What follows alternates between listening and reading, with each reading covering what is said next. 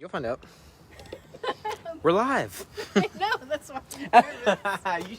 Hey everybody, so Coach Reese here, Reese Wilkie, Sabata Wilkie. I don't know if you're on the Tungsten side, just Reese, please just call me Reese. But I wanted to introduce you to our newest team member. We're really pumped to bring Dani on board. Coach Danielle, Coach Dani. We're still figuring out exactly what name she wants to operate by, but we're just so excited to add her to our tribe, to our family, to our team, to start bringing back kids classes and positively affecting our community here.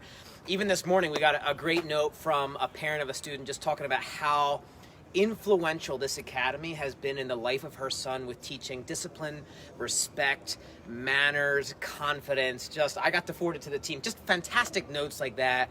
We're just so thankful to have Coach Dani and all of her expertise on the jiu-jitsu side, as well as the teaching side, as well as just being a fantastic person, to have her here. So we're going to kind of, I don't know, we're going to go back and forth. We're going to ask her a couple questions, not too long, 5 or 6 minutes. We're not going to make her sweat too much today, but you'll get to see her in class. You should pop by sometime just to say, hey, I'm starting next week and I'm excited to see you, and introduce yourself. You guys all know me, but you're going to love her even more than you love me. So I promise you that. But we'll start with this. First, how do you pronounce your last name for everybody who sees it so they know how to say it? Yeah, so my last name's a little difficult to say. It looks really intimidating, but you just sound out the letters. It's Godjikian, right? So Godjikian. If you have to use it, you don't have to. When I was a teacher, I never made my students say it. I just went by magistra, which is, I was a Latin teacher, so that's the Latin word for teacher.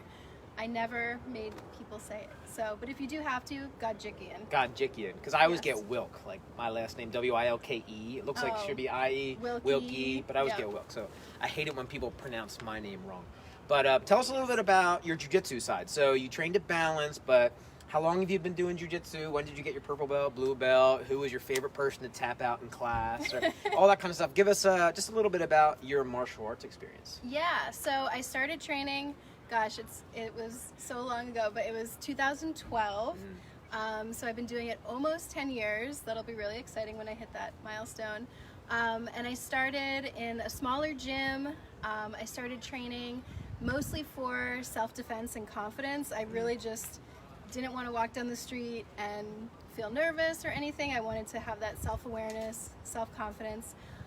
So it took me a couple years to get my blue belt, and then it took me 3 more years to get my purple belt. So I got my purple belt in 2017. I moved to Philly in 2015 and started training at Balance. It's a really huge school. It has so many teachers, so many great programs. You can basically find any time of the week and train there. So I trained quite a bit. And ever since I got my purple belt, I started teaching. I taught a women's class weekly, which was really great. And one thing that was different about my women's class is I welcomed beginners as well. So I'd love it if someone said, this is my first class, or I just want to try jiu-jitsu.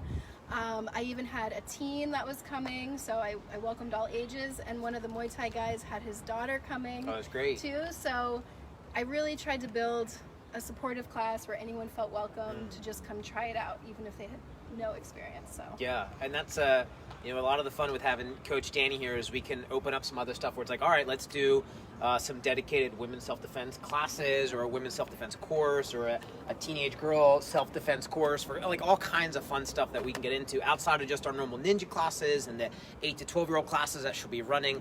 So many fantastic things that we've wanted to have dedicated time slots for over the last 10 years, and we didn't have the space before, we didn't have enough staff to handle it, so we're excited for that stuff. So that's your jiu-jitsu side, okay.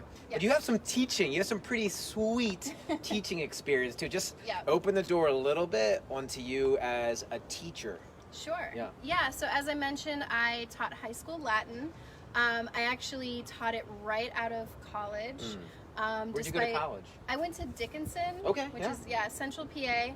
And I didn't actually go to school for teaching. I took some teaching classes. I did some tutoring in college, but then I taught high school Latin for about 3.5 years, maybe 4 years. It's kind of I forget all the time, but so I taught high school. I taught middle school. And then for the last few years, I worked in education as an administrator, but that was in school. Like, I worked in a school that was all ages, basically 4 to 18. It was kind of a mixed classes kind of a school. Yeah. And then when I moved to Philly, I worked in a Montessori preschool. Okay. So I was working with the little ones. I did administrative work, but they wanted me to be able to go into the class when they needed an extra hand to help out on field trips. Yeah. So I have experience with kind of all age ranges, different teaching models. Yeah, and like like the that. organization of it too. So Yeah. As you guys know, that's a big thing for us is curriculum and how it's organized and the structure of class to help students learn to their best ability in class, to make learning easier, and removing obstacles for learning by being structured, having set curriculum plans and all that kind of stuff. So that's exciting. What's your favorite thing about teaching? Like, if you could say, like, oh yeah, the thing I enjoy most about teaching is this. What is it? I really just enjoy when students get it. There's just a moment when you're teaching a student. I especially, it's like near and dear to my heart when a student is struggling with something, and then they get it. That's one of the best feelings to see that happen, and I just love to see it, because you try to encourage them, and you tell them they're going to get it, and sometimes they believe you, or maybe they don't believe you, and then when they do get it, it just lights their face up. Yeah. They're so happy. That light bulb going off, that moment where they don't just go through the motions, but they're like, oh, those are the best moments. Those are the best moments. I think I saw John on here. Hey, John. Hey, Liz. It's good to have you guys on here. Those moments as a teacher where that light bulb turns on and they don't just go through the motions, but they actually get it and even appreciate it a little bit. Yeah. Those are the best moments. It's absolutely, it's something else. It's something else.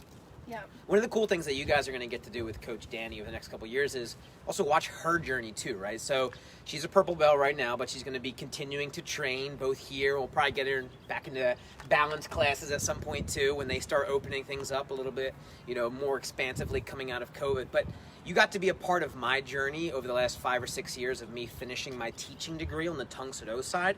You're going to get to be a part of her journey as she finishes her brown belt, when she gets to black belt, all that kind of stuff.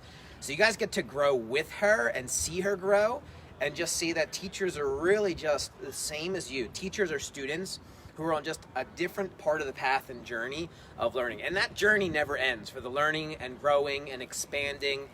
But it's exciting to see, right? When somebody comes in and they're just black belt from day one, it's like, oh, okay, yeah, they got it all made.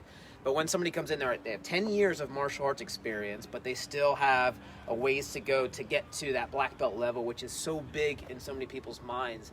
It's really neat to be able to, they get to be a part of that and watch that happen over the next years. That's really cool. Those, some of my favorite moments was seeing my instructor promote to the next rank. It was just so encouraging for me, because I know my grind in, day out, day in classes to get to ranks and promotions and belts and improving and all that kind of stuff.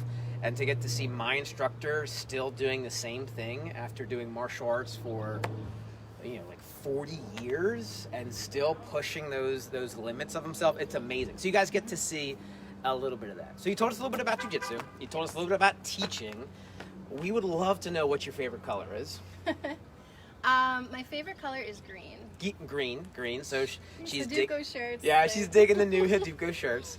And tell us something else interesting. Do you like rock climbing? Do you like napping in a hammock on a beach? What does Coach Dani do outside of class just to relax and kick back? Yeah, one of my favorite relaxing activities is actually knitting. Oh, yeah. So another thing I started while I was a high school Latin teacher, because it's pretty stressful to be a high school teacher. I had 130 students or so every day, and it's a lot of energy. It is. So I needed a hobby that kind of let me decompress. So I started knitting, and it's also something that, when you go into a community, just kind of like jiu-jitsu, you can find a knitting community, and there's people there, and you all connect over this hobby. And so, a wonderful group of women taught me how to knit. And so now I can teach other people. I like to knit gifts for people, make them really personalized. So this is now flipping a switch in my mind, because I totally forgot about this, but I think it was 3 months ago, Coach Steve was bragging about something you knitted for him. I don't know if it was a scarf or what, But he must have gone on for 15 minutes bragging about how great it was and how nice it was and how he wishes you would make more stuff for him. That's funny. Those two things just connected in my mind. Like, wait, that was Coach Dani. That's great. That's great. Well, you guys are going to get to meet her a lot more in class. And if you haven't signed back up for classes yet, that's okay. Just come in, hang out with us one day, see how classes are rolling, see the new facility, say hi to me, because I haven't seen a lot of you in 12 months. Literally 12 months, pretty much to the day, just about. Like, it's crazy. And come meet Coach Dani. We're going to have some different events going on where it'll be like maybe an open house on a Saturday with drinks and snacks, and you just swing by and hang out and see the place. But if you have any other questions for her, drop them in the comments. We'll get you an answer, get you connected. She is really looking forward to getting to know everybody. Everybody that she's gotten to know already has really enjoyed that relationship, even just you've been around for 3 weeks now, kind of hanging out? 3 weeks. And we're pumped for next week. John, all you guys who are signed up, we can't wait to see you on the mats next week. We were practicing the obstacle courses 2 days ago, going, all right, let's put this here, let's do that there, tunnels over here, climbing rocks over there. So we got some fun stuff for you. You guys have a fantastic day. Coach Dani, thanks for your time today. We'll see you in class in a couple minutes. Hang in there, everybody. We'll see you soon. See you soon.